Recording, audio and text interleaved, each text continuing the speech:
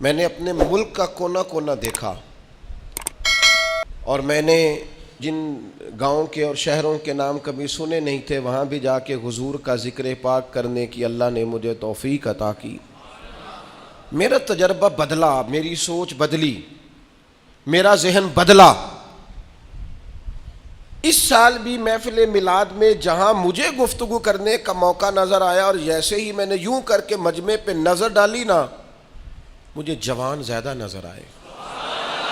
مجھے سیاہ داڑھی والوں کے اندر جذبہ زیادہ نظر آیا، مجھے ان کی جوان آنکھیں حضور کی محبت میں بھیگی ہوئی دکھائی دی، مجھے ان کے چہروں پر جب حضور کا نام آتا ہے تو ملت کے جوان کے چہرے پر ایک عجیب توانائی، ایک عجیب سا جذبہ اور ان کی آنکھوں میں خوبصورتی کا ایک میں نے عجیب سا رنگ دیکھا،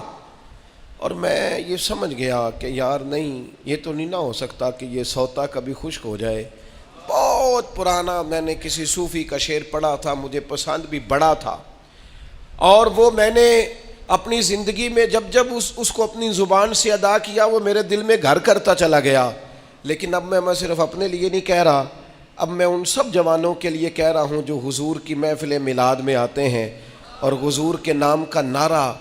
الاپتے ہیں اور محبوب کی محبت کا ترانہ کہتے ہیں اور حضور کی نعت پر ان کا وجود ہلتا حرکت کرتا اور جھومتا ہے، ان سب کے لیے کہہ رہا ہوں کہ عشق لگا سی کھیڈاں کھیڑ دینوں، عشق لگا سی ایویں کھیڈاں کھیڑ دینوں تے کھیڈاں کھیڑ دینوں تے پھر مینوں نہ او کھیڈاں بھُل گئیاں، میں تے کجل پایا سی یار دے ویکھنے نوں، پھر او دی یاد وچ روندیاں ہی ڈول گئیاں۔ حیدر شاہ اس گلی کدے نہ رولدی پر ہن رولدی رول گئیاں۔ میں ایک محفل میں سیڑھیاں چڑھ رہا تھا تو وہ نوجوان بہت زیادہ لپک رہے تھے اور پیار کر رہے تھے اور اپنی محبت کا اظہار کر رہے تھے، تو میں نے اپنے دوستوں کو دیکھا ان کو سنبھالتے ہوئے اور محفل کا نظم قائم کرتے ہوئے۔ تو ایک بزرگ عالم دین جیسے ہی میں اس اسٹیج کی سیڑھیاں چڑھ گیا تو انہوں نے مجھے سینے سے لگایا اور پھر وہ میرے کان میں کہنے لگے، یہ جو نوجوان نسل آتی ہے نا حضور کا ذکر سننے، یہ بے موسمہ پھل ہے،